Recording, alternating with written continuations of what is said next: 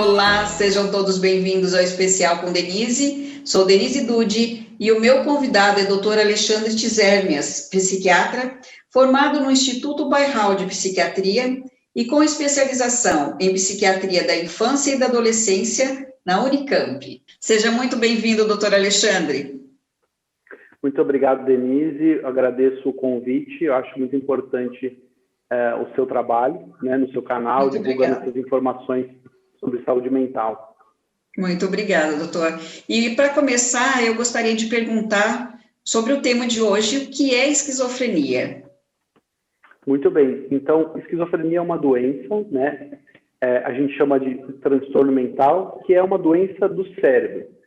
Quando o nosso cérebro adoece, assim como a gente tem doenças de outros órgãos, por exemplo, quando o coração adoece, a gente pode ter um infarto, a gente sente dor no peito, etc.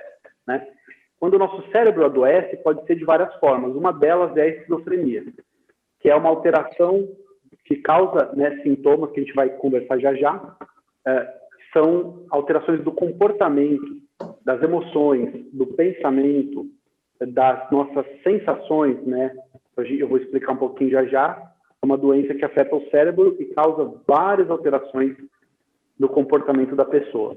Entendi. E justamente, às vezes, essa mudança de comportamento que uma mãe percebe, que o filho está mudando, está diferente, não sabe bem o que como reconhecer se pode estar desenvolvendo uma esquizofrenia?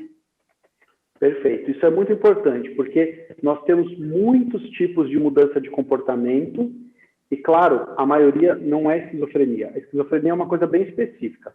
Sim. Então, é um transtorno, uma doença na qual a pessoa começa... É uma coisa que geralmente começa devagar e a pessoa começa a mudar o jeito dela.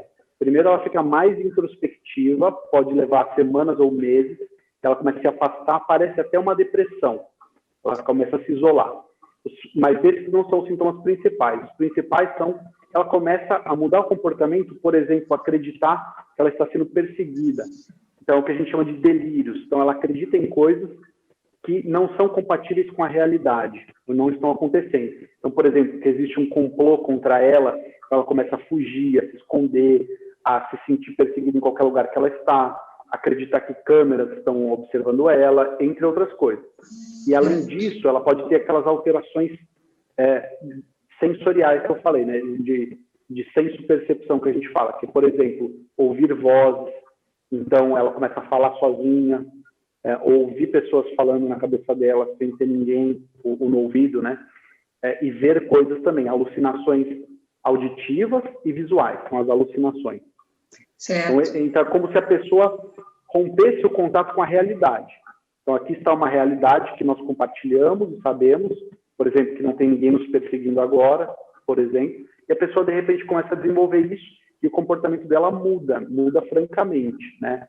Entendi. E como eu falei, uma coisa só para ressaltar que é importante, que não é uma coisa de um dia. Por exemplo, a pessoa mudou um dia, depois ela volta ao normal por várias semanas, isso não é esquizofrenia em geral, tá? Entendi. São sinais, né, doutor? Eu, como o senhor disse, vai devagarinho, vai, né, desenvolvendo, então tem que estar bem atento, né? E aí, no caso da esquizofrenia, né, se for realmente diagnosticado aí uma esquizofrenia, qual é o tratamento indicado? Perfeito. Para muitos transtornos mentais, a gente não tem uma medicação específica, mas para a esquizofrenia, sim. Então, a gente vê a esquizofrenia como uma doença do cérebro, que o cérebro adoece, e nós temos os antipsicóticos. Então, nós temos medicações que ajudam a diminuir esses sintomas, né? A gente diz que a esquizofrenia, em muitos casos, ela não tem uma cura. Não é que a pessoa vai tomar o remédio e vai acabar os sintomas, ela vai voltar a ser 100% como antes. Mas uma porcentagem das pessoas, sim. Ela tem os sintomas e ela volta praticamente a funcionar como antes. Outras pessoas têm um quadro que é mais longo e mais crônico, né? Que fica com certos sintomas residuais, que a gente fala. Mas o tratamento, em geral, da esquizofrenia não é só com remédio, mas o remédio é muito importante.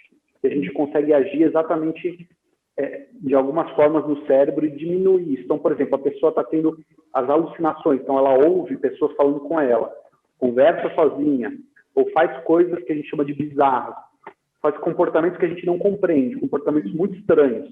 E o remédio ajuda isso a diminuir, tá?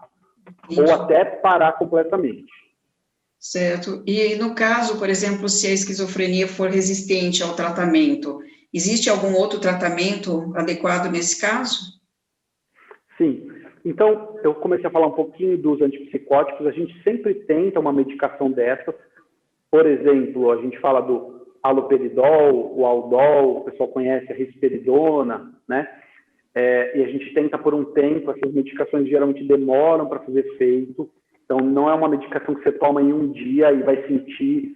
Você pode sentir que a pessoa sente, fica um pouco mais calma, mais contida, mas o efeito para diminuir os sintomas demora às vezes semanas. Então, a gente sempre faz algumas tentativas. Mas existem pessoas, né, alguma porcentagem das pessoas, que não responde ou não melhora com antipsicótico na primeira vez e nem na segunda vez. A gente usa 2 medicações por um tempo correto, adequado e numa dose boa. Se ela não melhorar, aí entram os outros tratamentos, que são tratamentos para esquizofrenia resistente, ou seja, eu tentei tratar, não funcionou. Temos 2 opções. Uma medicação, que é muito boa, que se chama clozapina, é excelente, mas ela tem alguns riscos, né? Então, por isso que a gente só usa se a pessoa não respondeu a outros remédios. Mas ela pode realmente, nas pessoas que não responderam, ajudar muito. E nós temos também a eletroconvulsoterapia, que é o famoso eletrochoque. E só de falar o nome a gente, né, já pula para trás, porque é muito, existe... Né, não conhece, né, doutor? Na verdade que não é, eu acho que muito comum se falar sobre isso, né? E realmente as pessoas ficam com receio, não sabem o que é, por isso justamente que eu acho que é importante que o senhor nos fale um pouco sobre ele, né, para que as pessoas conheçam melhor o tratamento. Eu também acho muito importante porque o que a gente vê muitas vezes nos filmes é aquela coisa, né, da pessoa recebendo o eletrochoque, sofrendo, tudo. E com certeza aconteceu muito disso no passado, mas hoje a eletroconvulsoterapia é feita com anestesia, com 2 médicos juntos, um psiquiatra, um anestesista, obrigatoriamente, sempre quando tem indicação clara, e é um método muito seguro. Isso aqui as pessoas não sabem. Tem efeitos colaterais, como qualquer tratamento, mas poucos efeitos colaterais. É muito seguro e é muito efetivo e ajuda muito pessoas que não respondem com medicações, continuam com sintomas, mesmo com medicação. Então, assim, é um tópico muito importante que você trouxe, para a gente lembrar também. Com certeza, doutor, e eu agradeço o seu esclarecimento, é realmente muito importante. E sobre o tratamento residencial, doutor, é possível? Perfeito. Aí a gente só precisa esclarecer o que é o tratamento residencial, que nós temos assim, né?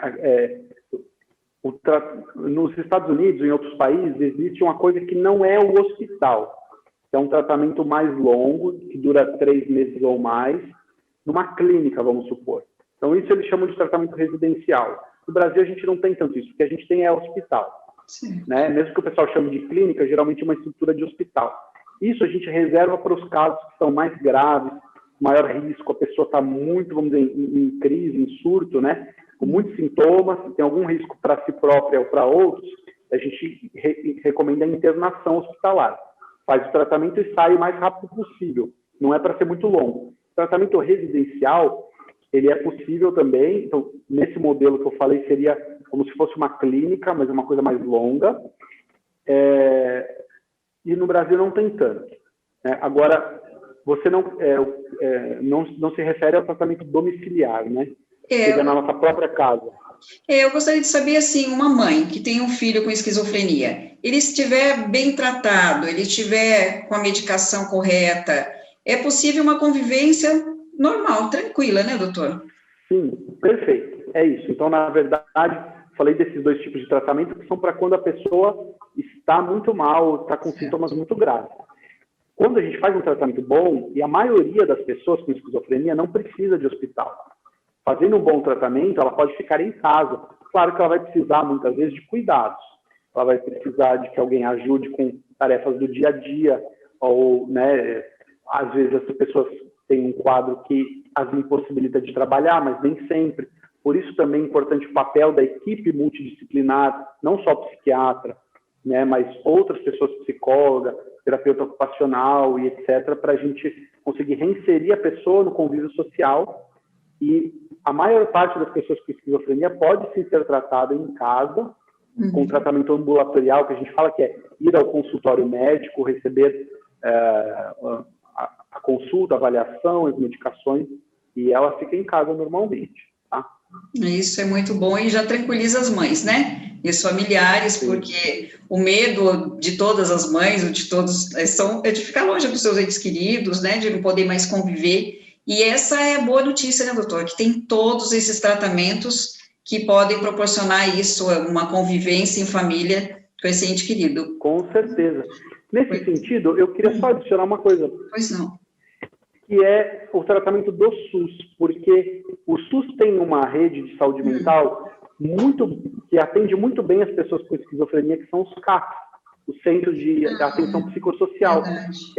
Quando os CAPs foram construídos, há décadas atrás, e foram idealizados, era para pessoas exatamente com processo de saúde, de transtorno mental, como o da esquizofrenia. Então, nesse sentido, é bom saber que tem até o tratamento pelo SUS, né? Nossa, foi ótimo, doutor, você ter falado. Foi ótimo, sim, realmente. Acredito que algumas pessoas conhecem, mas nem todos, né? Tem muita gente que ainda não tem essa informação. Foi valiosíssima. E a pessoa que tem esquizofrenia e fica, às vezes, muito agressiva, ela é perigosa? Essa é uma excelente pergunta, Denise, porque, assim, como a gente falou, na esquizofrenia a pessoa pode acreditar que está sendo perseguida, por exemplo. Então, às vezes, ela tem um comportamento de se defender, de estar acuada, né? E, às vezes, ela pode, sim, ficar agressiva. Mas muitas pessoas têm muito medo e acreditam que a pessoa, só por ter esquizofrenia, ela já é uma pessoa perigosa. Isso a gente sabe pelos estudos que não é verdade. Que, vamos dizer assim, a taxa ou o número de agressões em pessoas que têm esquizofrenia é semelhante da população normal. Então, uma pessoa, só porque ela tem esquizofrenia, ela não é mais perigosa que outra. Embora, se ela estiver num surto, vamos dizer, né, se ela estiver com sintomas muito agudos, é possível que ela esteja se sentindo perseguida, etc., e ela pode vir a ficar agressiva. Então, em alguns momentos do tempo, vamos dizer, ela pode estar mais propensa a estar agressiva, mas ela não é mais perigosa, você não tem, de fato, mais chance de ser agredido por ela do que por uma pessoa sem uma doença, vamos dizer. Tá? Entendi. Que é uma coisa que as pessoas realmente pensam, né? Que a pessoa, normalmente, por ser esquizofrênica, ela é agressiva, né? E ela é perigosa. Só para lembrar, então, que é uma doença, um transtorno mental que se desenvolve ao longo do tempo, que começa devagar, mas que tem essas alterações do comportamento que a gente chama de bizarras, então, que as pessoas geralmente não entendem, e que a pessoa começa como se fosse estar no mundo à parte, então ela ouve coisas que não estão lá, ela acredita em coisas que os outros sabem que não está acontecendo, né? Por exemplo, que ela está sendo perseguida, ou envenenada, ou outras coisas, né? Basicamente é isso, que é uma coisa mais... que é uma alteração mais profunda que a pessoa vai vendo. Como Sim. Você perguntou, como que uma mãe pode identificar isso. Então, não é um surto, uma crise, entre aspas, que ocorre num dia. Entendi. A pessoa tem uma crise e ela volta ao normal. Não, é uma coisa mais a longo prazo, tá? Entendi. Nossa, muito bom, doutor. Muito obrigada pela sua presença. Tenho certeza que vai ser muito importante esse conteúdo para todas as pessoas e ajudar muita gente. Muito obrigada, doutor. Muito obrigado pelo convite e bom trabalho. Obrigada. E quero agradecer a todos vocês que assistiram nosso bate-papo até agora e pedir para vocês não se esquecerem de curtirem e compartilhar esse conteúdo para que chegue a mais pessoas. Muito obrigada.